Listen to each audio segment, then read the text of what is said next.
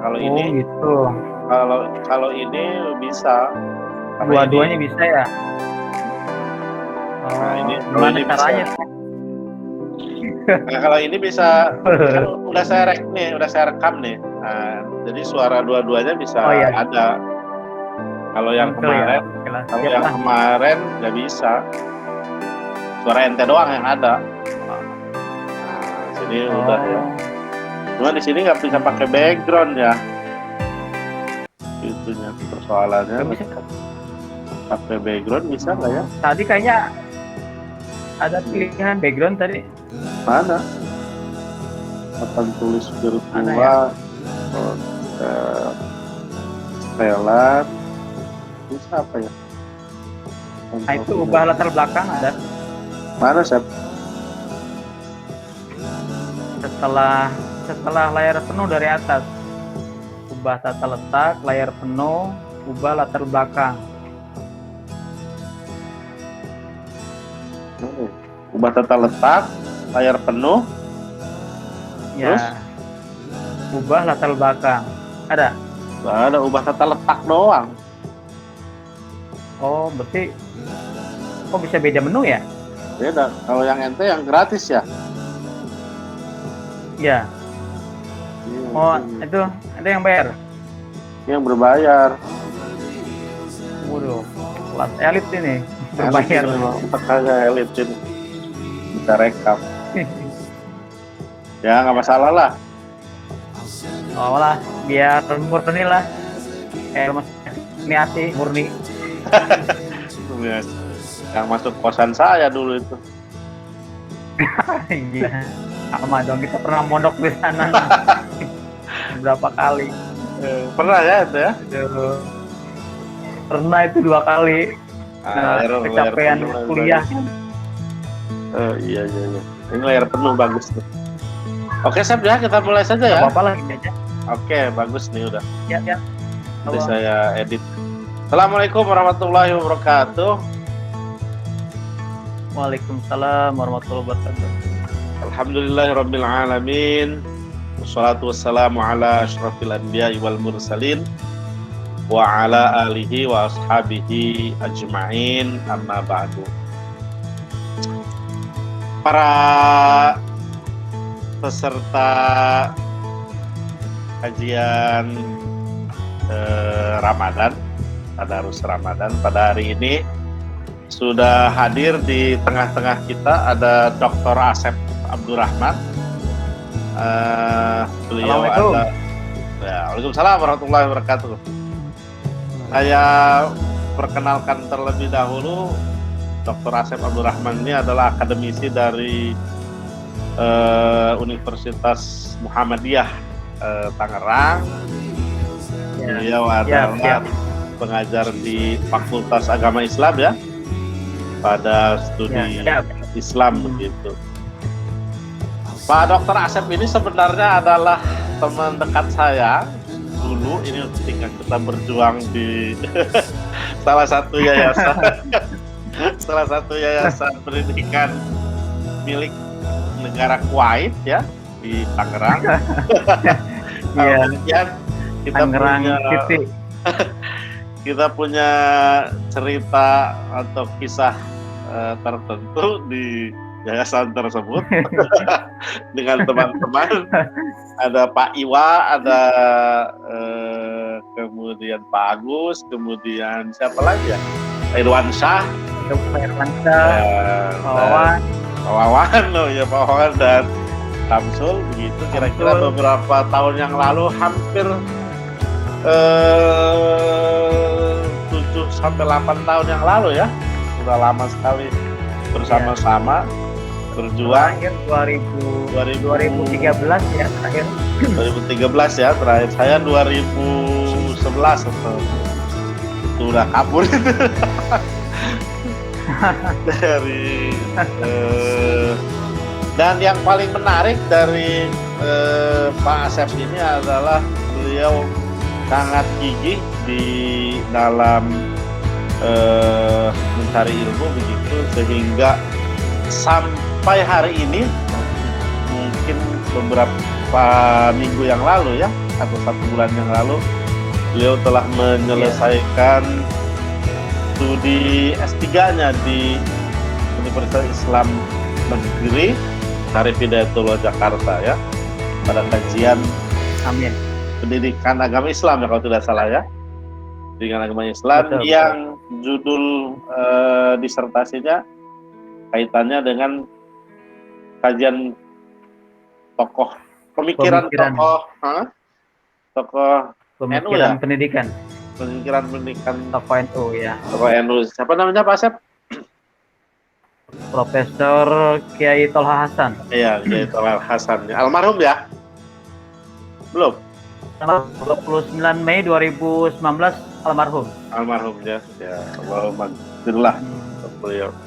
Nah, yang paling menarik dari Pak Asep adalah kegigihannya di dalam berpetualang mencari ilmu, sehingga beberapa hari yang lalu beliau telah mendapatkan gelar doktor begitu.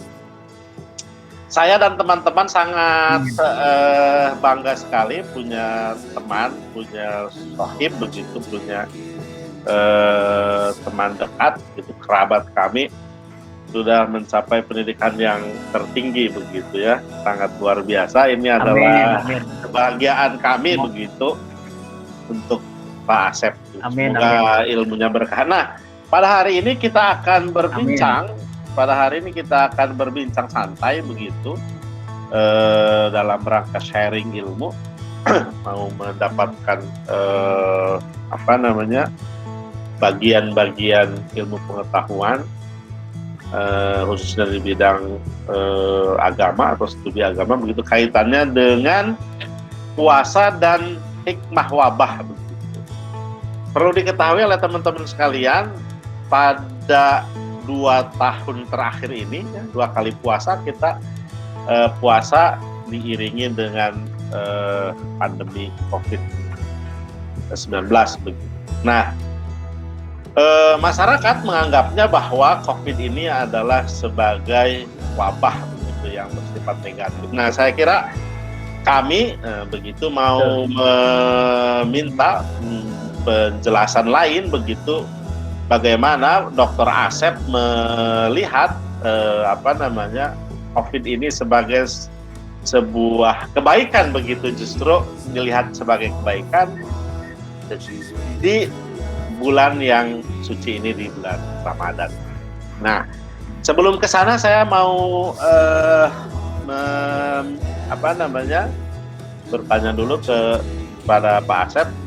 Mungkin nanti Pak Asep bisa mengantarkan apa itu puasa, apa itu wabah begitu, untuk sebagai pengantar bagaimana kaitan keduanya sebelum kita mengambil hikmah dari wabah di tengah puasa ini. Monggo Pak Asep, silahkan. Ya. Bismillahirrahmanirrahim. Assalamualaikum warahmatullahi wabarakatuh. Waalaikumsalam warahmatullahi wabarakatuh. Alhamdulillah, wassalatu wassalamu ala rasulillah wa ba'du. Yang saya hormati Master filsafat ini Bung Rifai yang sudah melanglang buana kemana-mana gitu. Yang sekarang sudah menjadi ASN ya, aparatur sipil negara di daerah Serang, Banten. Terakhir kita ketemu tahun yang lalu ya Bung ya, sebelum wabah ya. Iya betul, sebelum wabah ya, sebelum puasa itu sebelum di Untirta ya. Di Untirta terakhir ya. Terakhir. Kabar Banten waktu itu. Kabar Banten betul. Dengan rektor Untirta Pak Fatah Sulaiman ya. Pak Fatah Sulaiman ya. Alhamdulillah pada kesempatan yang berbahagia kali ini kita bisa bermuajahah ya, berjumpa kembali dalam acara ngobrol bareng dengan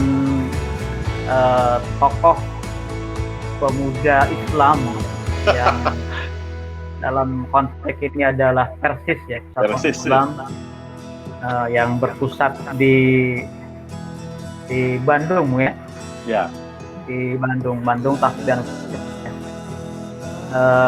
Bung Ripa ini memang luar biasa, sangat gigih dari mulai muda sampai sekarang itu aktif terus di organisasi itu, mencelupkan diri sebagai bagian untuk mengelaborasi kehidupan bangsa.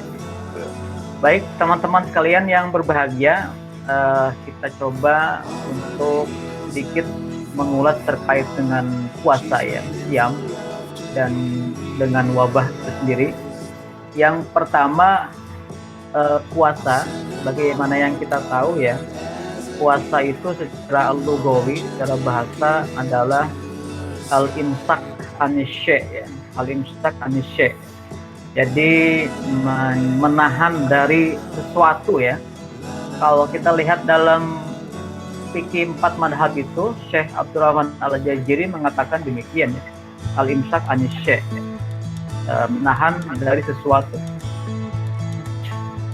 Sejelas ya tentu sangat maklum dan dari berbagai kitab tipis sampai kitab tebal itu sudah maklum definisi puasa secara istilah, yaitu menahan dari segala yang membatalkan puasa dengan niat tertentu, mulai dari terbit fajar sampai kemudian terbenam matahari, dan dilarang makan, berhubungan suami dan seterusnya.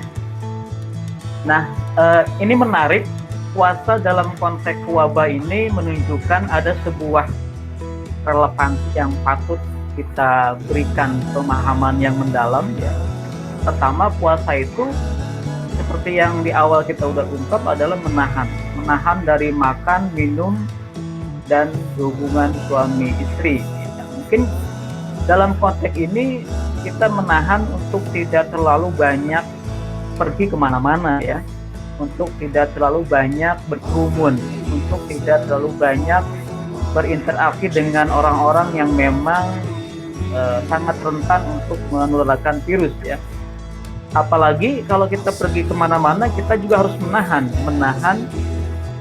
supaya kita selalu pakai masker kemana-mana. Nah, riset menunjukkan ternyata di udara itu ada yang disebut dengan mikroplastik ya.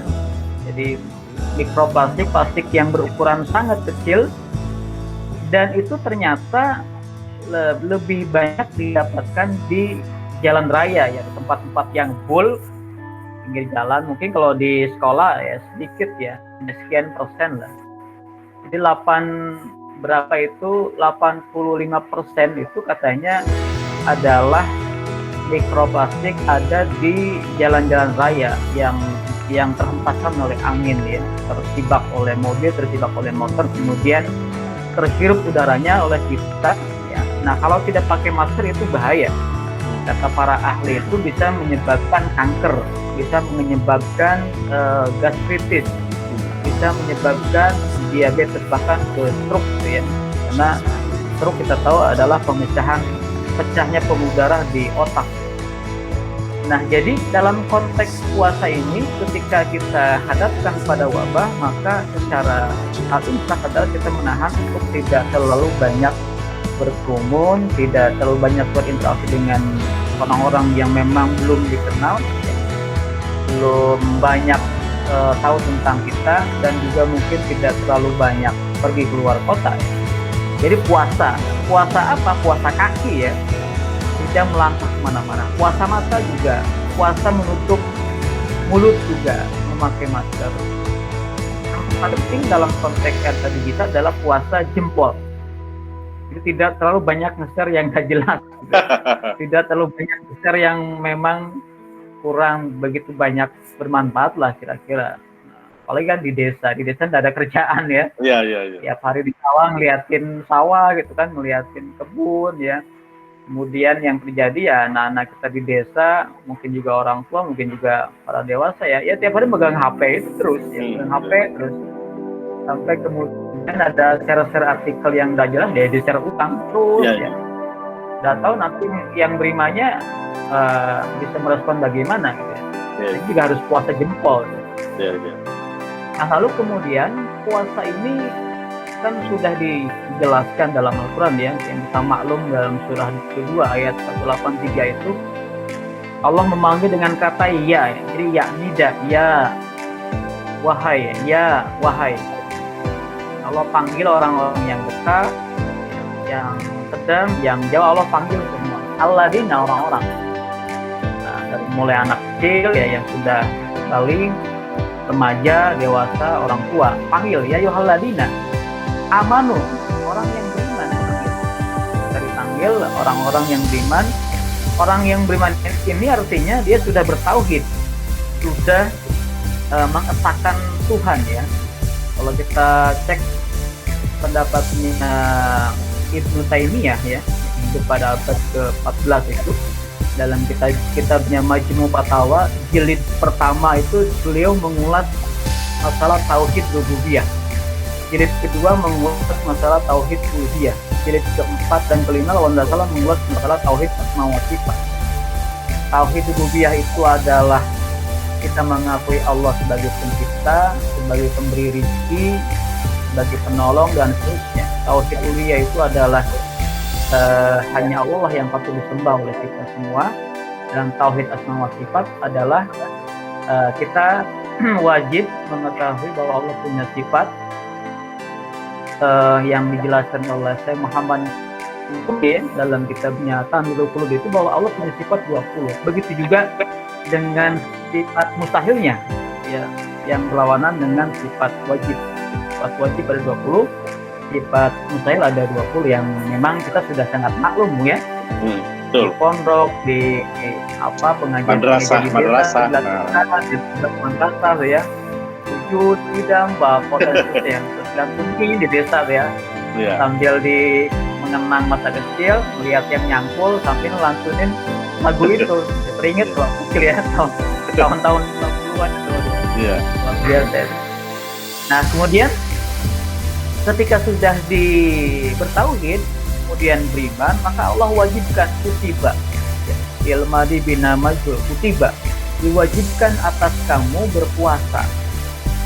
Nah berpuasa yang tadi dijelaskan oleh Syekh Abdurrahman Al-Hijri ya, kemudian bahwa berpuasa ini ternyata bukan hanya sudah diwajibkan kepada kita, tapi kepada umat-umat terdahulu pun sudah diwajibkan.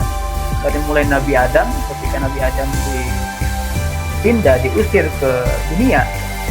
Di dunia sebelum berpuasa dengan sejawat, sebelum ketemu dengan sejawat juga berpuasa 3 hari ya. Kemudian Nabi Nuh berpuasa ya setahun, panjang tahun, kecuali hari raya Idul Adha dan Idul Fitri. Kita bisa cek dalam kitabnya Ibnu Katsir itu Al-Bidayah wa Nihayah jilid ke-1 bahwa Nabi Nuh itu puasa sepanjang tahun kecuali hari raya Idul Fitri dan Idul Adha. Kemudian Nabi Ibrahim juga ya, ketika dilempar ke gundukan api itu yang kulna ya narukuni ya pada wasalaman ala Ibrahim itu, bahwa Nabi Ibrahim juga berpuasa. Nabi Yunus juga berpuasa ketika dalam alam rahim, ketika di perut Nabi ketika diperhatikan ya. Kemudian Nabi Musa juga puasa ya 40 hari.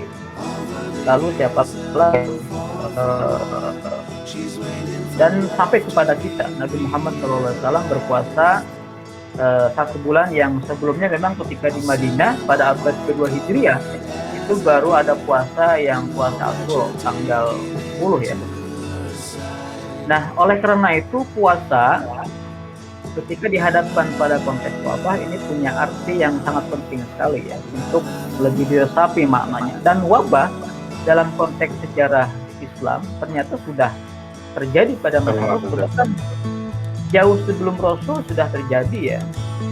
Zamannya Julian itu 430 sebelum Masehi sudah terjadi kan, yang disebut dengan wabah Julianisme. Kemudian dan terus sampai Nabi Muhammad juga ada wabah. Masa Umar bin Khattab pada tahun 634 sampai 644 Masehi juga sudah ada wabah. Lalu pada zaman Tabi'in ya, Umayyah, Abbasiyah, lalu kemudian lari ke zamannya di penghujung kejayaan Islam ya abad 13-14. Di situ ada tokoh ulama besar yang bernama Ibnu Hajar Al-Asqalani yang mengarang kitab Bulughul Maram. selain Bulughul Maram, beliau juga mengarang itu, Bung, mengarang kitab tentang taun. Fadlul Maut, Fadlul Taun. Nah, di dalam kitab itu dijelaskan itu tentang bagaimana jerih payah seorang Ibnu Hajar yang pada waktu itu keluarganya juga menjadi bagian korban. Ketika anaknya itu menjadi korban meninggal. Kemudian dan memang pada waktu itu kan sedang ada yang namanya disebut dengan Black Death ya, kematian hitam di Eropa. Sampai 60% penduduk Eropa pada waktu itu menjadi korban wabah. Ya. Dan yang menarik ternyata perdebatan dulu ketika Ibnu Hajar dengan sekarang itu ada persamaan ya. Ketika Ibnu Hajar misalnya diajak oleh seorang imam yang dijelaskan dalam kitab itu, Ibnu Hajar menolak untuk tidak ikut doa bersama karena tahu bahwa doa bersama itu bisa menyebabkan penularan COVID-19 atau wabah pada waktu itu kan. Nah itu Ibnu Hajar abad ke-14 ya, lalu kemudian lari lagi ke masa penjajahan Belanda ya, 1918 juga ada wabah flu Spanyol ya. Era perang dunia ke-1 terus dia lari ke sini tahun 50-an 80-an juga ada itu. Sampai ke era SBY juga ada MERS, ada H1N51, ada flu burung. Tapi kalau flu kantong nggak ada ya. Kantong nggak ada, flu babi juga ada ya. Sampai kemudian ke zaman Pak Jokowi ya, tahun 2020 Desember. Ya. Yang di Indonesia baru 2019. Ada bulan Maret. 19 ya.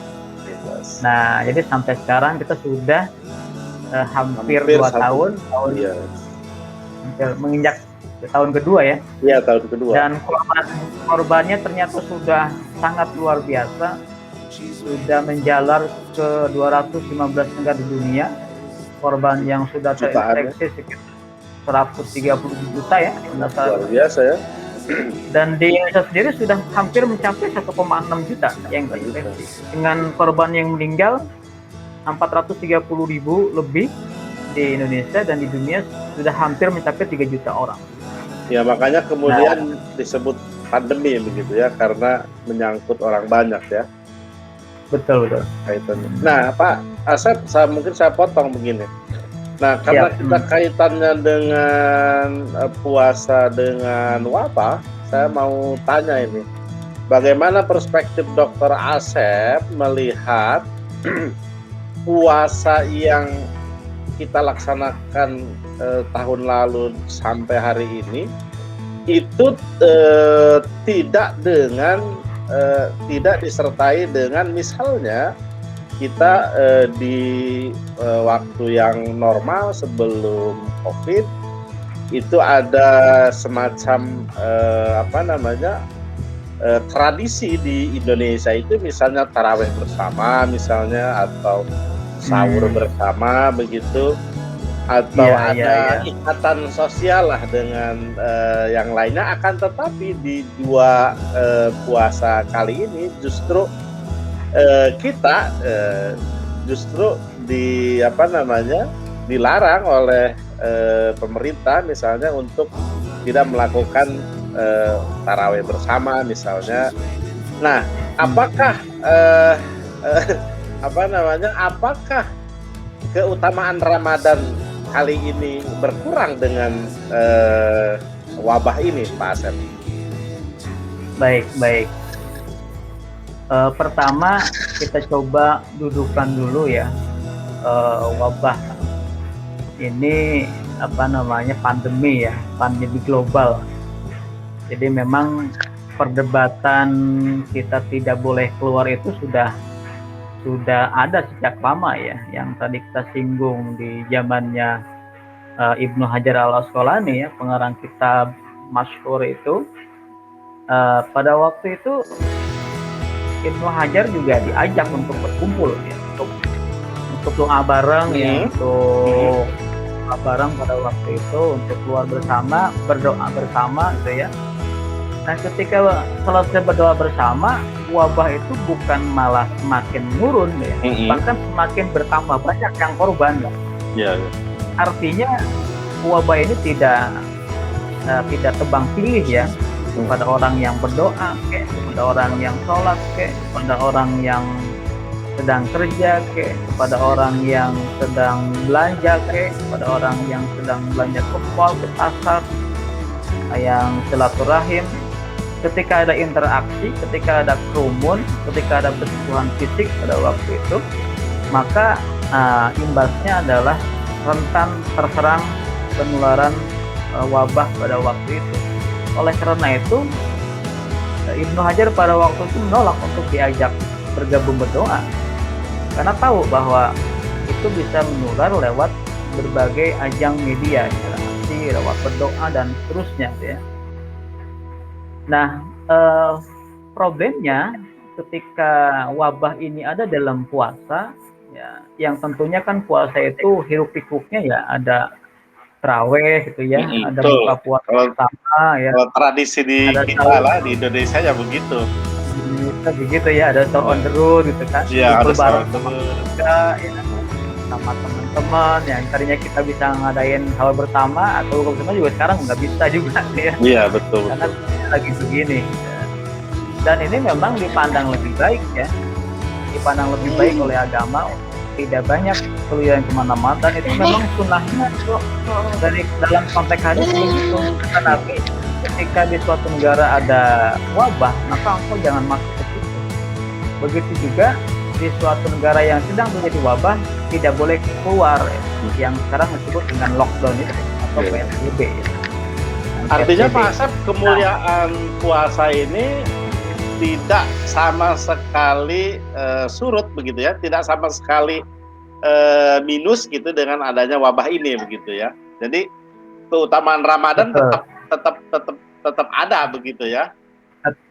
Tetap ada, tapi kemudian ya ruang gerak kita untuk berleluasa melakukan tarawih bersama jadi dibatasi ya. Di beberapa masjid di Tangerang misalnya atau di Dasar Indah sendiri itu, yang tadinya misalnya tarawihnya jumlahnya 23, sekarang dikurangi menjadi 8, menjadi 11. Karena gitu itu alasannya. Di samping itu ya tidak ada, yang tadinya ada kutum, sekarang di tarawih tidak ada kutum. Yang tadinya misalnya ada bukber, tidak ada bukber antara masyarakat. Yang tadinya menyediakan takjil buat masyarakat yang kebetulan mampir sholat maghrib di situ, juga mungkin sebagian masjid juga ada yang tidak disediakan. Karena memang konteks agama ya lebih baik menahan supaya tidak menular virus daripada membagikan takjil, karena madorotnya lebih besar membagikan takjilnya itu. Iya, betul sekali. Biasanya taraweh kita teman-teman NU misalnya 23, sekarang contoh Muhammadiyah dulu atau Persis begitu ya, yang jumlahnya 11, lebih sedikit begitu. Iya, lebih sedikit, lebih praktis gitu kan, lebih. Jadi ada hikmahnya ya Pak Asep ya, ada hikmahnya begitu. Betul. Hikmah secara pelaksanaan begitu, hikmah secara sosial juga begitu ya. Nah itu hikmah dari wabah ini begitu. Nah kalau Pak Asep melihat, bagaimana mungkin hal-hal lain yang tadi kita sebutkan, ada enggak hikmah-hikmah lain begitu bagi kaum muslimin selain yang tadi begitu kan? Betul. Baik, coba kita lihat dalam berbagai perspektif ya. Pertama dalam konteks pendidikan. Secara pendidikan, khususnya kita kaitkan dengan dunia pendidikan, ketika anak-anak sekolah ya di bulan puasa Ramadan, bahkan sebelum puasa Ramadan itu anak-anak belajarnya daring ya, lewat laptop ya, lewat wifi gitu ya. Anak-anak diperkenalkan lewat IT ya, lewat IT ya, lewat IT, lewat laptop, lewat internet gitu ya. Yang tadinya mungkin belum mengetahui fitur-fitur laptop, fitur-fitur yang ada di Google, di berbagai website, sekarang pas begitu anak belajar online, jadi secara otomatis mereka langsung belajar tentang ke IT-ITan lah. Jadi apa namanya ganda ya, apa namanya keahlian ganda gitu ya, kayak Bung Rifai kalian ganda gitu kan. Nah Jadi belajar di rumah, dan ini pun memang orang tua harus lebih fokus lagi melihat anak-anak belajar di rumah. Karena banyak orang tua yang mengeluh anaknya sekolah di TK, misalnya di SD, di SMP, tapi justru orang tuanya yang sibuk. Anaknya punya PR, tapi orang tuanya yang jadi PR gitu ya. Yang stresnya orang tua, yang sekolahnya anaknya gitu kan. Nah, tapi di samping itu memang plus minus ya. Ketika dikatakan plus ya, plus itu kita bisa seperti dunia pendidikan seperti kembali ke tahun-tahun 80, 90-an atau 70-an ya. Di mana peran keluarga dalam konteks pendidikan pada tahun-tahun 80-an itu masih sangat kental sekali. Jadi peran ayah, peran ibu, peran kakek, peran nenek, bahkan peran saudara-saudara itu masih sangat kental. Tapi ketika menginjak tahun 90-an, kalau kita mengutip Kiai Tolha ya, Kiai Tolha itu pernah meneliti di Malang Raya bahwa peran orang tua tahun 90-an itu sudah mulai berkurang.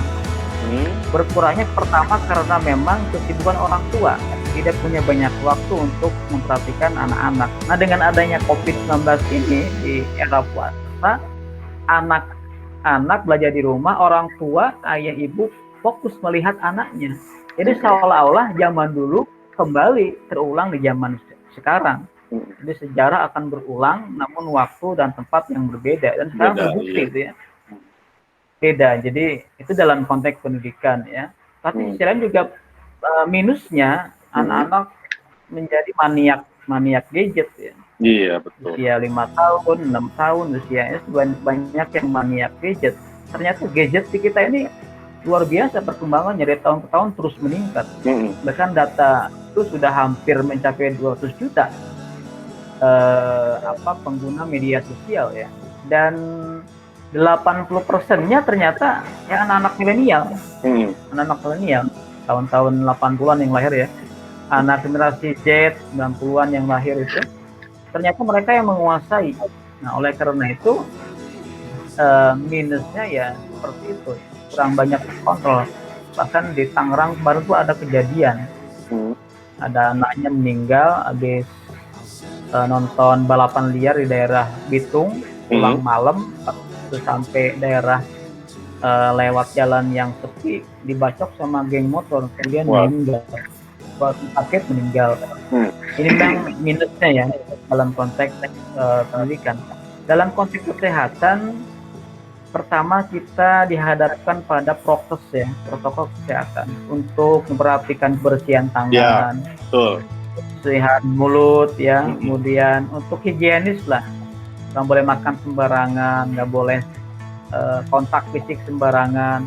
Kalau kontak fisik pun maka kita dianjurkan untuk cuci tangan. Dan agama memang mengakomodir tentang itu gitu. Yang kita simbolkan dengan wudhu itu kan, wudhu artinya membersihkan jasmani dan juga membersihkan rohani kita dalam konteks medisnya. Dalam konteks akidah juga ada peningkatan, ada religiusitas masyarakat. Di beberapa daerah itu mengalami peningkatan keberagamaan karena memang kan dalam hal ini ya banyak rumah, mungkin kalau sekarang tidak terlalu ya banyak, jadi ibadah yang tadinya imamin istrinya itu tidak ada hafalan meningkat ya. Tapi juga banyak istri-istri yang hamil ya. Yang hamil di berbagai daerah ya, di Tangerang, di Tasik, di Bandung, di daerah banyak peningkatan yang hamil ya, wajar suaminya. Tapi saya kira itu positif Pak Sep. Berkah juga ya, saya betul. kira. Ya, sisi lain positif ya. Ya, istilahnya minus lah itu ya. Ada plus minus begitu ya. Oh, luar biasa nih Pak Asep. Ngobrol kita hari ini begitu.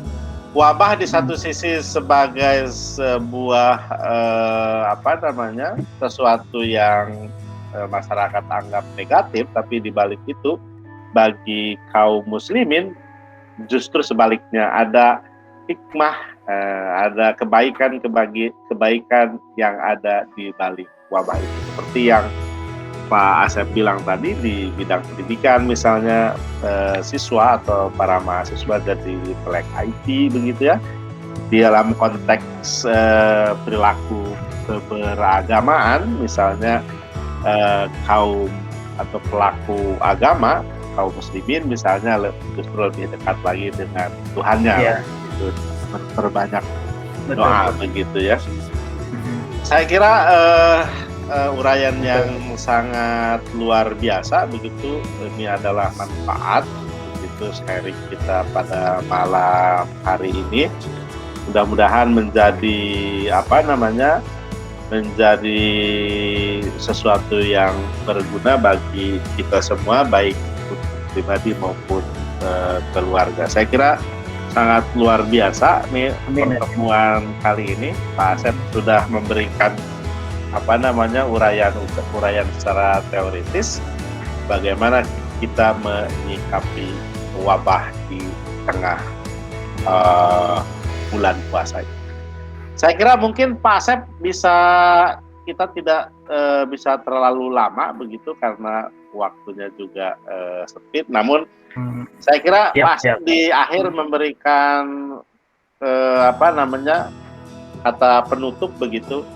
Bagaimana arahan-arahan Pak Asep bagi kita kaum muslimin untuk sabar dalam menyikapi wabah ini, yang dalam konteks ini pemerintah Indonesia baru di tahap vaksinasi begitu ya Pak Asepnya, ada peningkatan dari tahap vaksinasi, ada berapa puluh juta yang sudah divaksin. Itu adalah salah satu ikhtiar bagaimana kita menghindari dari COVID tersebut. Mungkin close statement dari Pak Asep, bagaimana nih sikap kaum muslimin? Mungkin ada rekomendasi kepada pemerintah atau kepada pihak tertentu bagaimana kita menyikapi COVID ini di tengah bulan puasa. Silahkan Pak Asep. Baik, pertama bahwa puasa dan pandemi ini memang kalau kita ibaratkan sebagai sebuah kawah candal di muka ya, atau universitas Ramadan dan universitas COVID-19 ya. Yang di dalamnya banyak fakultas, banyak jurusan, banyak mahasiswa, banyak karyawan dan berbagai macam di dalamnya itu ada ya. Jadi sebagai sebuah kawasan terbuka dan sebagai sebuah universitas yang akan mendidik kaum muslimin khususnya di dunia, dan khususnya ketika kita sedang menjalani ibadah Ramadan. Karena memang hidup ini ya tidak selamanya mulus ya, tidak selamanya hujan, tidak selamanya kemarau, tidak selamanya enak, tidak selamanya datar. Kadang jalan itu kan ada yang nanjak tuh ya, ada yang turun, ada yang berbelok, ada yang berbatu, ada yang licin. Itulah kehidupan. Jadi kehidupan itu harus ganti-ganti, nggak boleh stagnasi dinamika kehidupan. Dan dinamika kehidupan ini diantaranya adalah dengan adanya wabah. Dengan adanya wabah ini, dinamika kehidupan menjadi banyak perubahan, yang pendidikan, yang politik, yang ekonomi, dalam bidang agama, tauhid, akhlak, sosial, dan apapun itu banyak mempengaruhi terhadap kehidupan kita sehari-hari. Dalam berinteraksi dengan kehidupan sehari-hari dalam konteks wabah, tentunya jangan terlalu membebaskan diri kita untuk meloskan tanpa ada reserve, tanpa ada saringan, tidak terlalu banyak kontak sana sini. Jaga diri kita, pakai masker jika keluar. Ketika pakai masker itu sebetulnya kita sedang menjaga dan juga menjaga orang lain. Dan menjaga diri kita bagian daripada positif syariah, nafs, menjaga diri kita dan menjaga orang lain. Menjaga diri kita bentuknya adalah pakai masker, menjaga orang lain pun supaya tidak terserat oleh batuk, oleh drop kita ketika kita ngobrol sama tetangga, sama orang lain. Itu yang pertama. Yang kedua, tentunya bagi muslim yang percaya akan ikhtiar bahwa Allah tidak akan berubah suatu kaum, mesti ada ikhtiar tuh. Salah satu ikhtiar kita adalah di masa COVID ini, pertama ikhtiar kita puasa semaksimal mungkin kita menggunakan sholat tarawih dengan menggunakan protokol kesehatan, menjalankan ibadah subuh, menjalankan tahajud, karena ibadah itu ternyata mengandung hikmah yang sangat besar dalam konteks ini. Misalnya ada peneliti dari Jepang itu, melalui Osuma, itu menemukan ada yang disebut dengan konsep autobagi. Konsep autobagi itu ibaratnya kalau dibahasakan dalam kehidupan sehari-hari itu adalah akurat rasa yang menyapu bersih berbagai macam kotoran yang ada dalam tubuh yang dan bisa menyebabkan tubuh kita menjadi sehat. Itu yang pertama yang tentang yang kemudian dalam konteks obat, jangan lupa bahwa ketika wabah sedang terjadi, kita pun harus bisa berusaha untuk menahan diri tidak banyak jalan kemana-mana, untuk pergi kemana-mana, karena itu kan bagian daripada puasa. Puasa tidak banyak melangkah kemana-mana, meskipun melangkah kemana-mana, tapi pastikan bahwa melangkah itu bagian daripada usaha untuk memenuhi kebutuhan kita.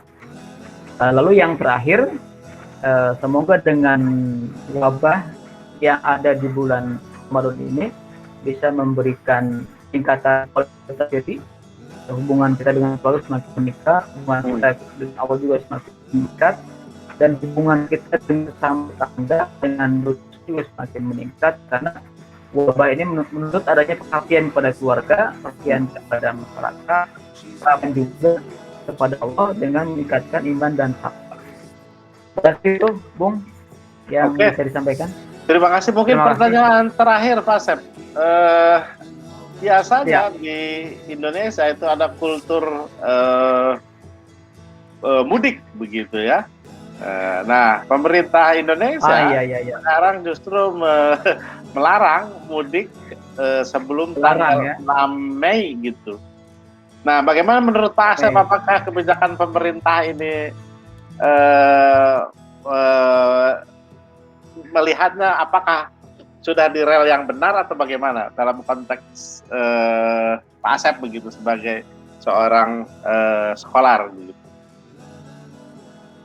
Ya, memang saya melihat pemerintah sudah cukup tepat, sudah cukup, artinya meskipun ada tingkat kesayangan harus melarang, tapi saya rasa pemerintah berpositif dan melihat pandangan ke depan bahwa ketika belum selesai, kemudian mengambil tindakan melarang untuk tidak mudik dulu pada semua yang merantau, itu saya kira adalah anjuran atau reaksi yang sangat baik yang pasti disambut. Meskipun ya dalam konteks hubungan kita dengan keluarga barangkali agak renggang karena tidak bisa mudik selama 2 tahun ini ya, sebelum juga ibu tahun mudik, sekarang kalau mudik ya juga kalau nyolong-nyolong gitu ya. Jadi positif ya, ini memang baik dalam pandangan agama, baik juga menjaga jiwa, menjaga kebersihan masyarakat kita. Lalu kepentingan negara pun untuk mengatur sangat politis sekali. Dan memang mengatur rakyatnya. Memang hak untuk mengikuti keinginan menentukan kebijakan kepada masyarakat supaya stabilitas negara itu dalam keadaan stabil. Kalau misalnya mudik diperbolehkan, dikhawatirkan nanti justru akan terjadi begitu banyak lagi membeludak yang terkena infeksi COVID-19, maka nanti anggaran APBN juga meningkat, ekonomi juga kendala lagi, nanti transportasi kendala, lembaga pendidikan juga nggak lagi masuk, ya. Kita mungkin dapat THR dan sebagainya, sehingga hikmahnya pelarangan itu nanti imbasnya kemana-mana ke negara, ke ekonomi,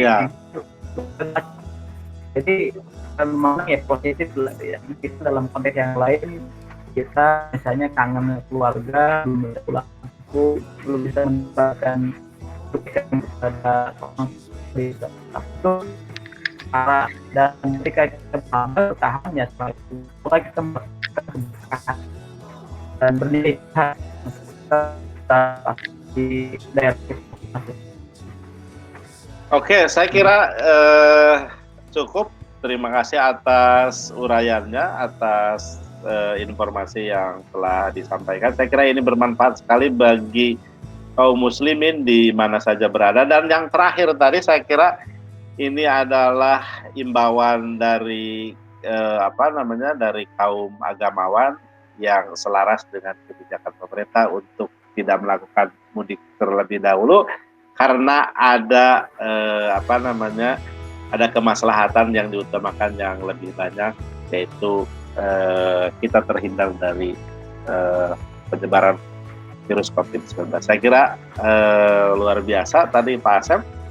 Dari awal sampai akhir kita sudah bicara soal bagaimana kita melihat puasa dengan wabah, berikut dengan hikmah yang ada di dalamnya. Terakhir saya mengucapkan terima kasih sekali lagi kepada Pak Asep yang sudah meluangkan waktunya habis taraweh begitu. Saya todong untuk melakukan ngobrol begitu.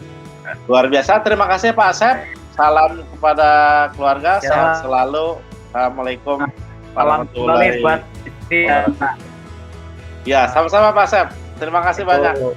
Luar biasa. Saya tutup ya. Nanti. Oke, suaranya sudah mulai ini. Oke, saya tutup. Saya berhenti rekam.